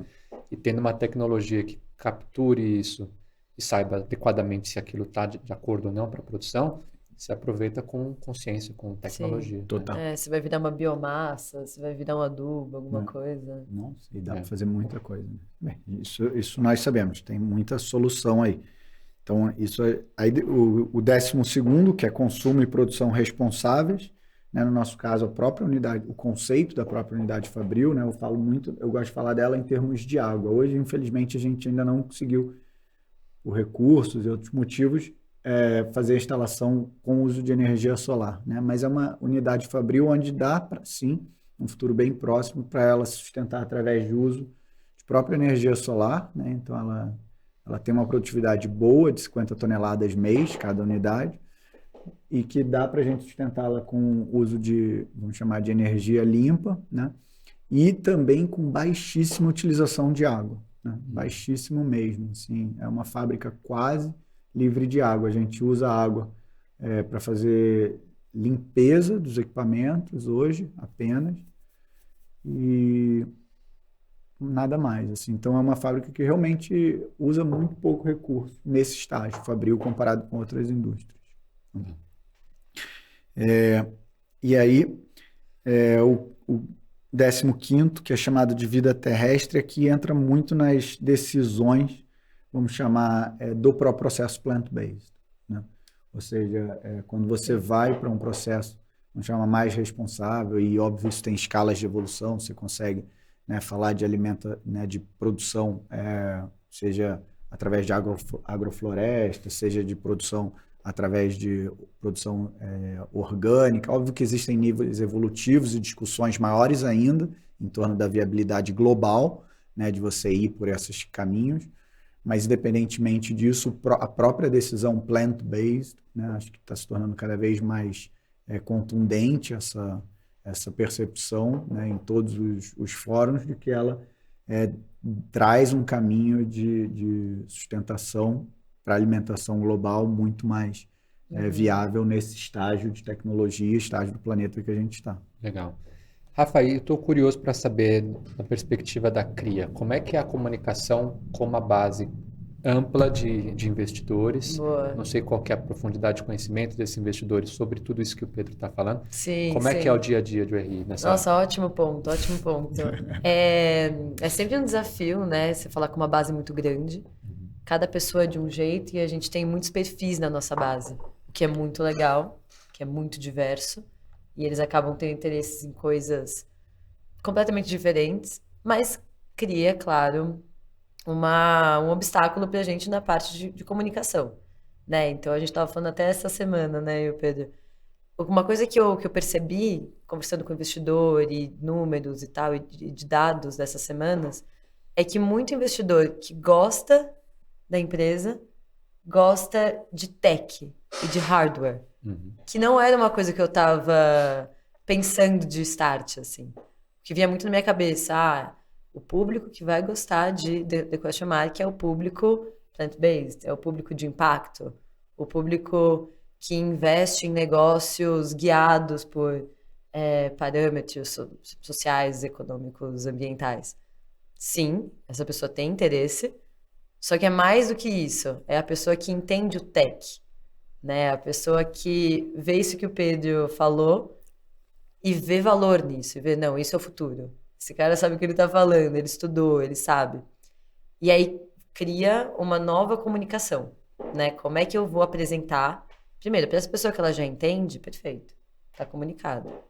Agora, para a pessoa que não entende, só que vê valor no tech, só que ela não conseguiu identificar nesse iogurte todo o tech que existe dentro, né? Então, esse é um desafio da gente apresentar, e aí é por meio de a nossa página da oferta, né? No próprio site do CRIA, comunicação, reunião com o investidor, campanhas de e-mail, webinars, para trazer o investidor mais próximo, né? Vídeos, a gente falou muito disso essa semana também, né? Vídeos, então trazer a realidade da empresa para esse investidor que muitas vezes passa por cima e vê, bom, eu não quero investir num iogurte vegano, né? Entre mil aspas. Você fala, não, eu não quero investir, mas é muito mais do que isso, né? Como a gente está falando hoje, é sobre tecnologia, é sobre inovação, é sobre disrupção, a essência da disrupção, né? Num mercado super tradicional, que faz parte da cultura do Brasil, trazer essas mudanças. Então, a comunicação está indo muito nessa linha, e o mais legal é que todo dia eu aprendo uma coisa nova, ou com o Pedro, ou com com a nossa comunidade, de qual é a melhor forma da gente seguir. E a resposta é que tem N formas de seguir. E esse que é o legal do Equity Crowdfunding, né? A gente não está falando com LPs que pensam da mesma forma, com os fundos que pensam como números. A gente está falando de 50 mil pessoas, que é a nossa base, 50 mil pessoas que cada um pensa de um jeito, né? Um vê valor em uma coisa, outro vê valor em outra, outro só quer saber de software. Eu tenho um investidor que eu ligo para ele e falo, olha, tem é software. Então pode desligar, Rafa. Não quero, só quero saber de software. E isso é muito legal. Legal, porque assim realmente é um desafio grande, que você está falando de alimento, né? E que tem tecnologia, mas eu acho que ainda falta um pouco isso, ligar mais a parte tech, né? O que é tech naquilo que a gente come, né? E a gente está tendo uma conversa maravilhosa sobre isso. Eu vou só complementar um ponto falando dessa tecnologia, porque a gente falou um pouco sobre a Nano. Eu até vou mostrar aqui o videozinho para vocês das imagens aqui, para vocês verem o que é a nanofábrica visualmente, né? Tem aqui alguns, podem olhar aqui, ó. O pessoal está trabalhando aqui. É realmente uma mini unidade fabril que não tem, vou chamar, você pode acompanhar aqui, ó. Aqui. Aqui, ó. Aqui tá de bom tamanho. Ó. É uma unidade fabril. Olha lá. Para quem está assistindo, tem uma planta aqui com máquinas rodando e pouca gente aqui. Isso é legal, você falar de pouca gente. Porque isso também é um processo bacana que a gente vem tentando trabalhar sobre a ótica econômica, no sentido de muito legal. Ter um processo lean, né, bem enxuto. Mas eu ia voltar na questão da nanofábrica, porque a gente fala muito da tecnologia de produto, e a nanofábrica, ela veio quase como que, na verdade, ela é o viabilizador, porque no modelo inicial, como toda empresa gostaria, eu gostaria de fazer tudo terceirizado, sem ter que fazer investimentos em ativos. Então, a gente tentou explorar isso. Eu falo que a gente deve ter visitado todas as possíveis plantas produtoras do Brasil, né? Então a gente foi, bateu a porta, e aí você encontrava dois grandes embates nesse processo. Um era assim, imagina um lote mínimo de 20 mil litros, né? Que hoje a maior parte das indústrias trabalham com esse lote mínimo de fermentação, de 20 mil litros. Para você fazer um teste de produto, se você for muito bom, em 7 vezes você acerta. Rodando o produto 7 vezes, faz um ajuste, faz outro. Se você for muito bom e não errar muito, né? Sim. Ou você acertar muito, né? E aí você está falando, vamos supor que seja R$10, né, o litro do produto que você está consumindo ou produzindo nesse processo. Então você já está falando, de 200 mil. Não, 20 mil litros? cada batch 200, se você rodar 7 vezes, Entendi. você está falando Nossa. de 1.400.000 investido. Eu nem falei de compra de equipamento ainda, né? Eu só estou te falando assim, se você já tem uma planta, você já tem gente, para você testar, aí você fala, não, então eu vou ser super eficiente e vou testar só com 10 mil litros, que o meu perfil de equipamento permite isso. Mesmo assim, você está falando de R$700 mil investidos para fazer um teste de produto. Mas, desculpa, esse teste, quando isso já não tem uma espécie de um protocolo já definido, assim, quando você compra essa determinada máquina, ela já não vai funcionar do jeito que ela deveria? Por que tem que haver esse teste? Eu não entendi essas 7 vezes aí. Não, eu tô falando assim, uma indústria, quando você vai desenvolver um produto numa indústria, você tem 2 estágios, né? Na verdade, são mais, mas eu vou simplificar muito. Então, você tem uma etapa que a gente chama de bancada, P&D mesmo, aí você imagina já as pessoas em laboratório, testando o produto, como a gente fazia no início, as fermentações em laboratório, e depois você precisa entender se isso é passível em escala industrial. Tá. Então, você precisa chegar uma hora que você sai da bancada e você vai para uma máquina. Sim. Né? Eu falo que é tipo dirigir o Palio da autoescola e depois você tem que dirigir o caminhão de 2 carretas. Né? É mais ou menos isso. Então, assim, ok, estou dirigindo o meu Palio aqui, mas agora você está com o caminhão, você, né? Da ré, ladeira, né? Teste da ladeira, estacionar, né? Você precisa conseguir fazer todas as manobras também com o caminhão. Então, é parecido o conceito. Então, na grande indústria, também, muitas vezes você tem testes de bancada muito eficientes, muito bacanas, mas aí uma hora você precisa testar industrialmente. Então, qual é a história? Na hora que você vai para fazer os testes industriais, primeiro que é muito caro, como eu estou mostrando, né? No mínimo 700 mil, 200 mil, 1.200.000, às vezes mais, dependendo das escalas da indústria. Então, o que essa gente precisa fazer, essa galera, né? Isso, como indústria grande, fazer. Ou a gente usava pequenas fábricas piloto, que não te eximem, porque em algum momento você vai ter que testar no seu caminhão. Você pode até testar no caminhão menor de alguém, numa van, num VUC de alguém no início. Saiu do seu Palio, agora eu vou fazer no VUC aqui. Mas uma hora você vai ter que dirigir seu caminhão. Né?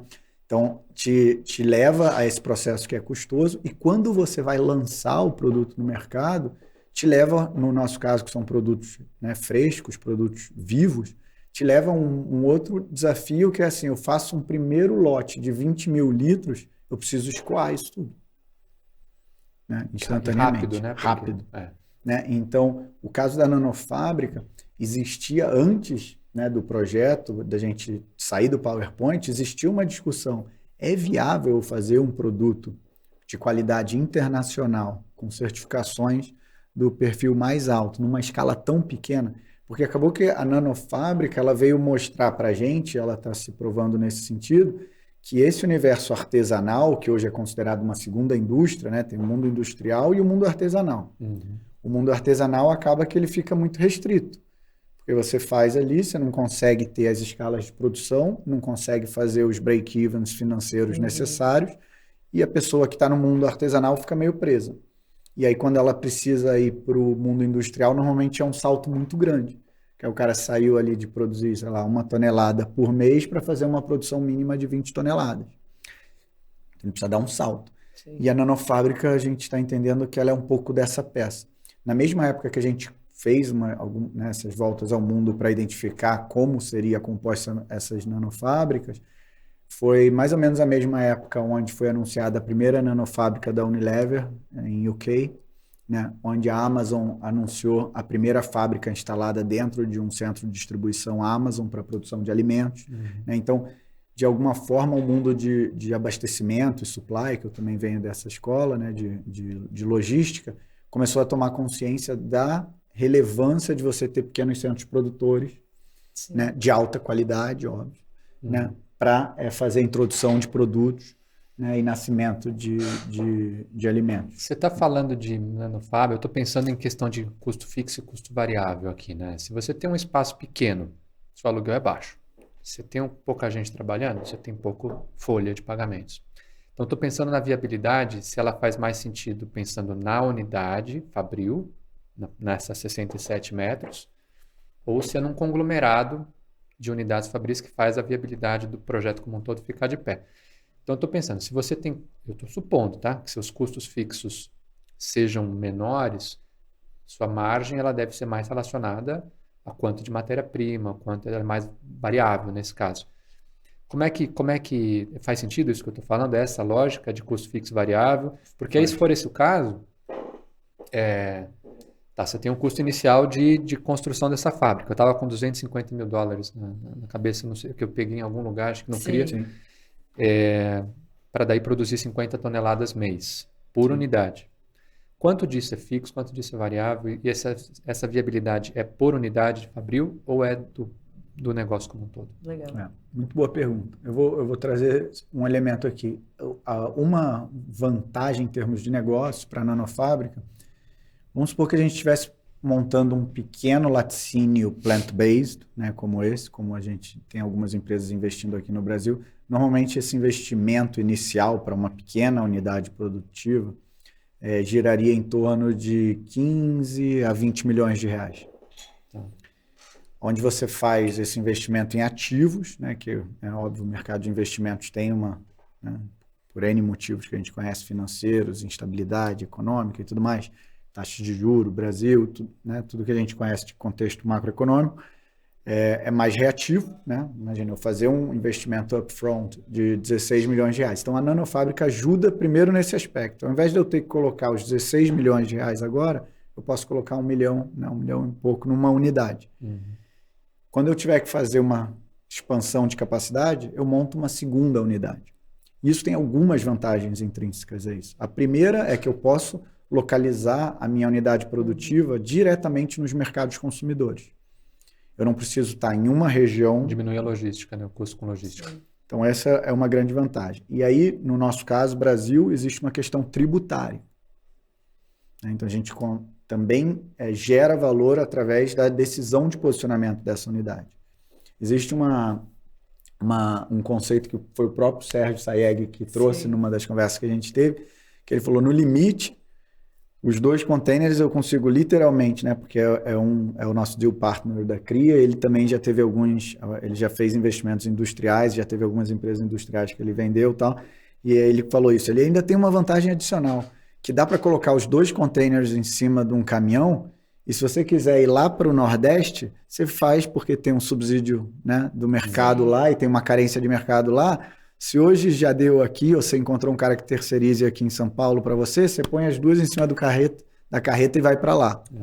Né? E a mesma coisa se aplica, por exemplo, a gente está tendo umas conversas com um fundo suíço agora, né, porque eles ficaram apaixonados pela fermentação, né, eles gostam muito de fermentação, de produtos fermentados, e aí eles falaram, você poderia montar uma unidade na Suíça? No modelo que a gente tem hoje é muito simples, né? Porque eu falo para ele, ok, eu preciso de $250 mil. Na Suíça eles gostam tanto das vaquinhas deles lá, não tem o Milka lá, né?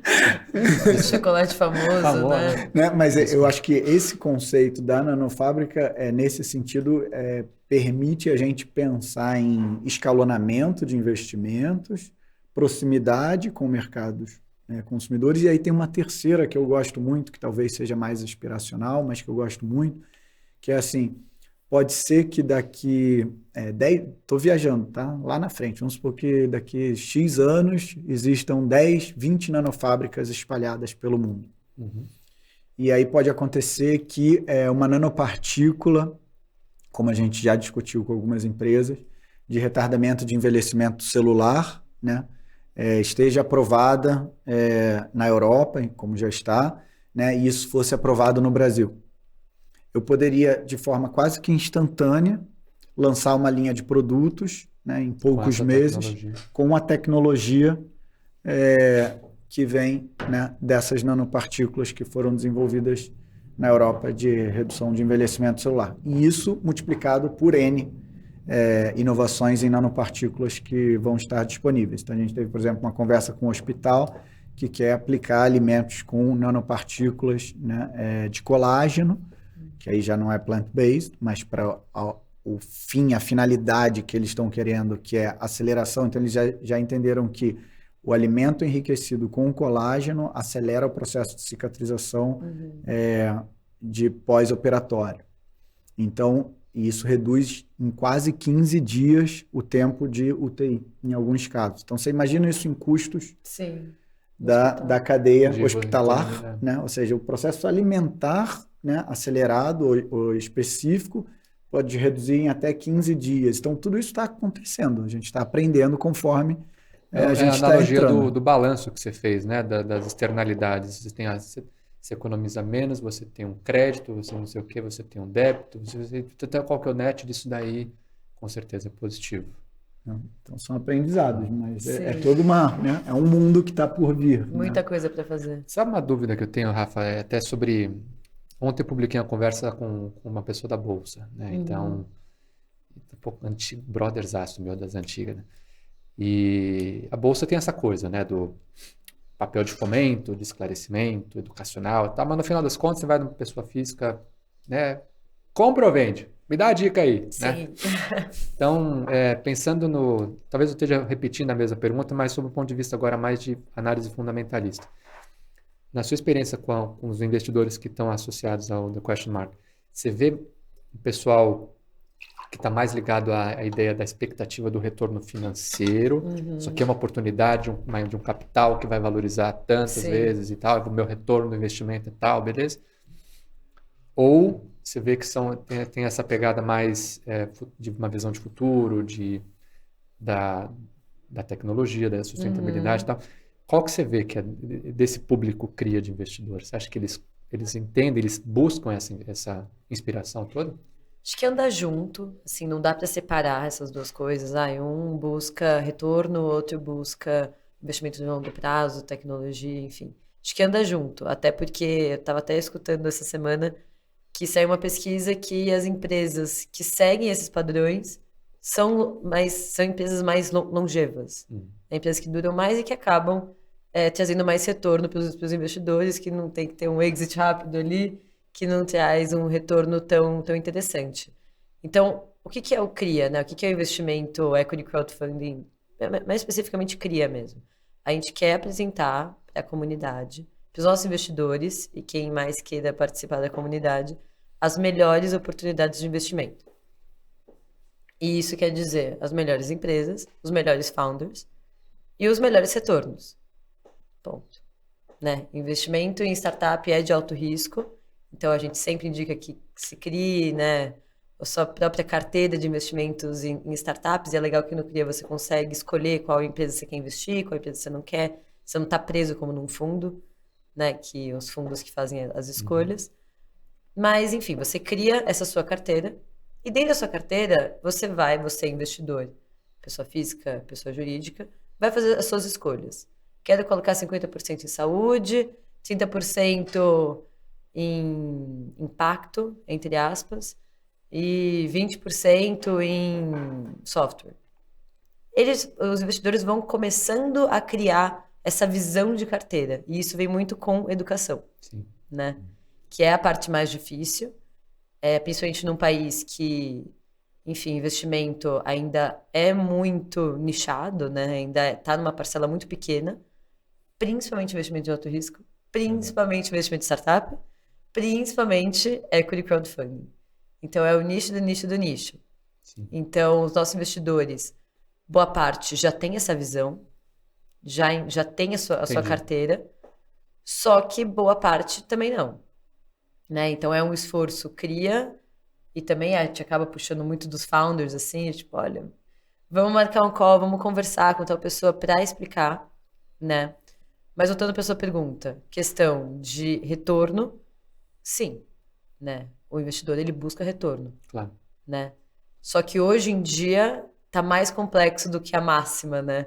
De que a empresa existe para dar valor aos shareholders, né? Sim. Hoje em dia é além dessa máxima. É uma empresa que vai crescer de uma forma que faça sentido, né? A gente até falou um pouco disso na outra conversa, né? A gente não busca as empresas que falam, não, eu vou crescer 3 vezes em um Os mês. decacornios, né? Porque essas empresas, enfim, algumas dão certo, algumas funcionam, tal, mas não é a nossa empresa que a gente está buscando, né? A gente está buscando empresas consistentes, com fundamentos sólidos e que vão crescer e vão trazer valor para o CRIA e para os nossos investidores. Até porque o CRIA também investe nas empresas, né? E eu, pessoa física, invisto em todas também. Né? Porque a gente realmente acredita nas escolhas que a gente faz e vê todas como uma boa oportunidade de potencial retorno. Entendi. Muito legal. Eu vou trazer Por também favor. uma frase que eu falo que a jornada de empreender, eu falo que é cada rodada de captação eu falo que é meu novo MBA, né? É. Eu fiz um MBA antes, então a captação, né, ela é muito aprendizado, muito, assim, denso, profundo, valioso, né? Então eu falo que é um MBA mesmo em todos os sentidos, né? O investimento que você teria para fazer um MBA de dinheiro, de tempo, a captação ela te traz isso, né? E aí eu gosto, tem algumas coisas que cravam na alma nesse processo. E uma é de um padrinho, vamos chamar assim, do projeto, né? Um padrinho nosso, que, né, tá sempre acompanhando a gente e tal, um grande nome de indústria no Brasil, tal, que vai meio que acompanhando e sendo um mentor. E aí ele falou, logo no início, ele falou, Pedro, faça o que você fizer. Eu até coloquei aqui a frase dele. Não existe negócio sem retorno financeiro. Não interessa o que você quer fazer, né? Então, ele falou, se você quiser, você pode fazer o melhor produto do mundo. Se não tiver retorno financeiro, você não fez nada.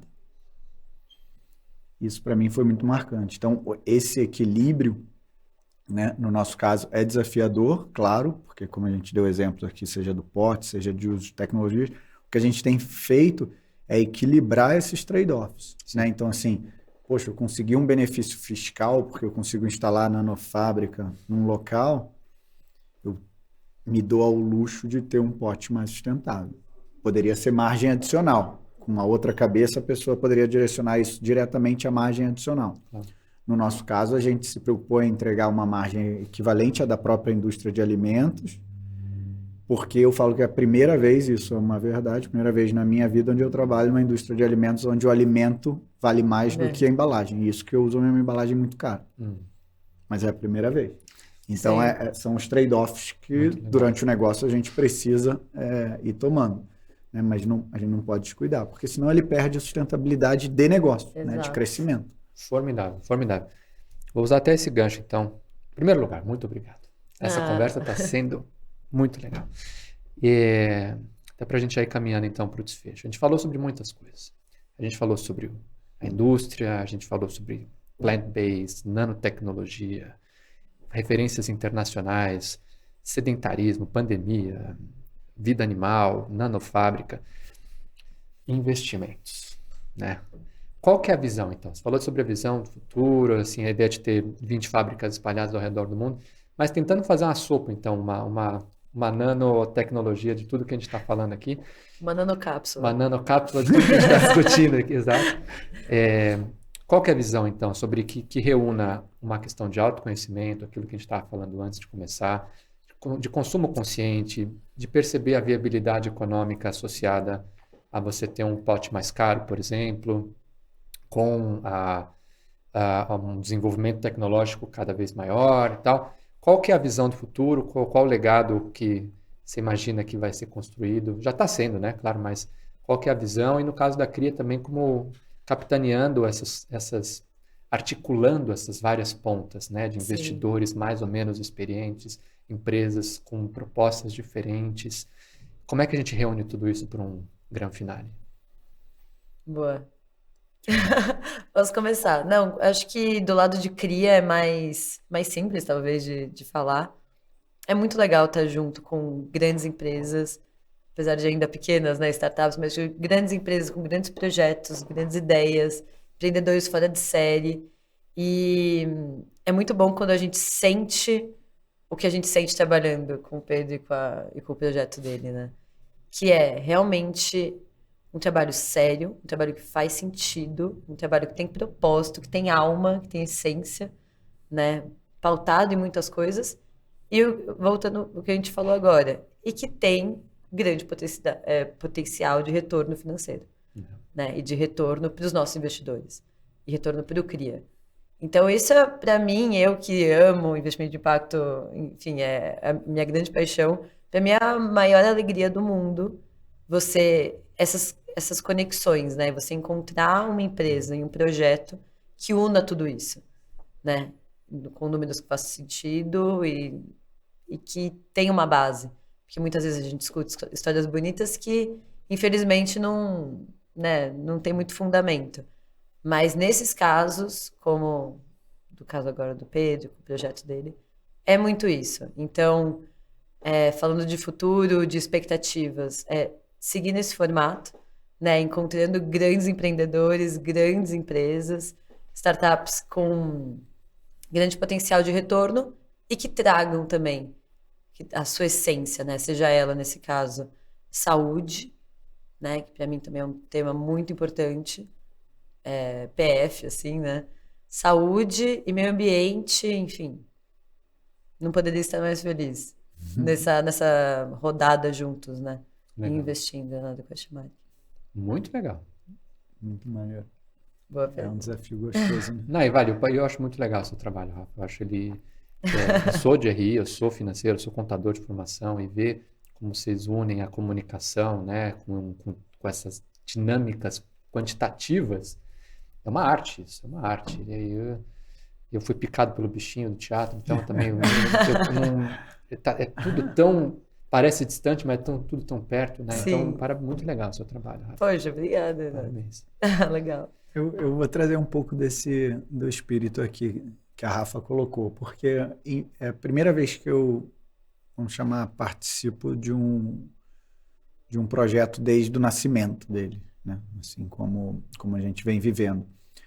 E o que para mim foi, vamos chamar assim, um presente, é a quantidade, vou chamar de almas e espíritos, literalmente, humanos, hoje aqui, presentes, e talvez outros que eu não saiba se estão onde estão, Estão aí, mas sim, que de fato, esse grupo promove o nascimento, né, desse projeto, dessa empresa. E eu coloco isso porque o que a gente está fazendo, ele é uma construção coletiva, vamos chamar assim, tão complexa, e que depende, vou chamar, dessa alma, dessa energia apostada dentro desse nosso tempo, desse nosso momento, para que isso aconteça, que, sinceramente, para mim, a jornada tem sido de aprendizado, gratidão, e eu me vejo quase como uma pessoa com a responsabilidade de reunir os interessados em uma transformação. Porque não sou eu quem estou fazendo, é esse grupo. É realmente um exercício coletivo. Então, o que eu espero, quando você coloca como pergunta, eu espero encontrar ao longo dessa jornada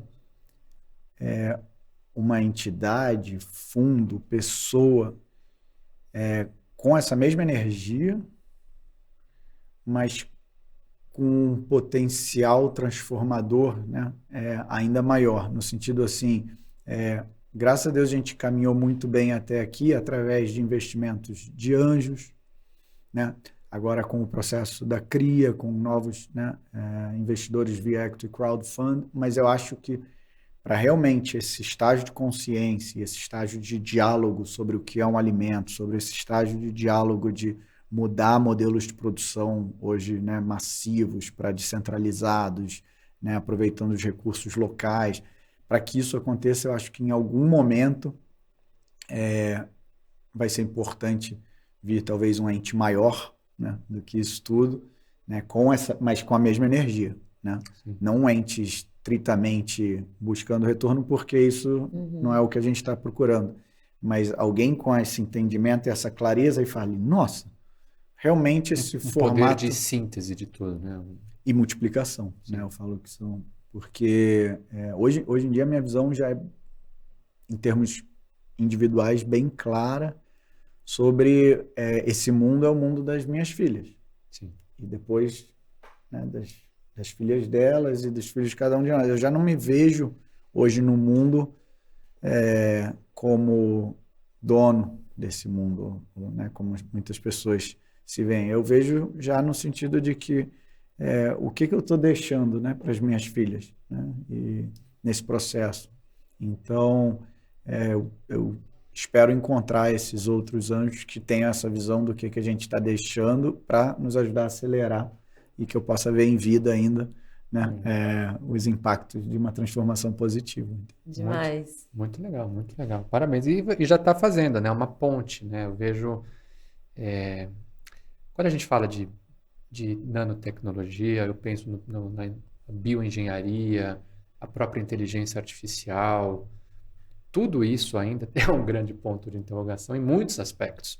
Tanto no ponto de vista tecnológico, do que isso pode vir a ser, e também no aspecto sociocultural, econômico, de como é que a sociedade vai interpretar no futuro uma sociedade onde um robô vai fazer determinada atividade que antes era feita por um ser humano, com uma vida feita à base de silicone, bioengenharia, um alimento que recebe um aditivo genético X que faz a célula ser preservada.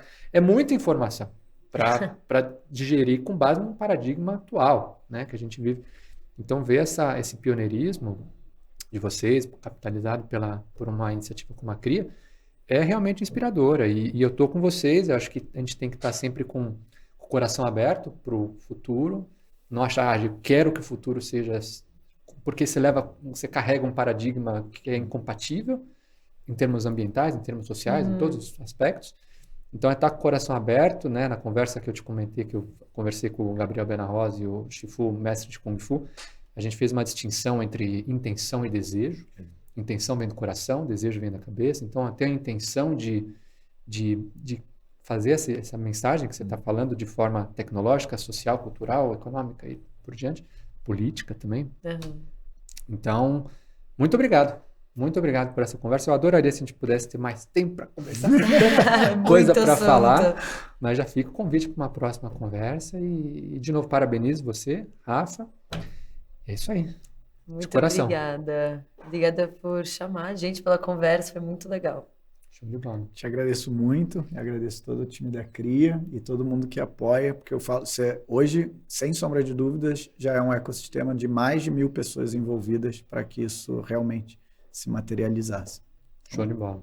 Muito obrigado a todos. Show, Perfeito. gratidão. Valeu. Para você que está assistindo, até o próximo episódio.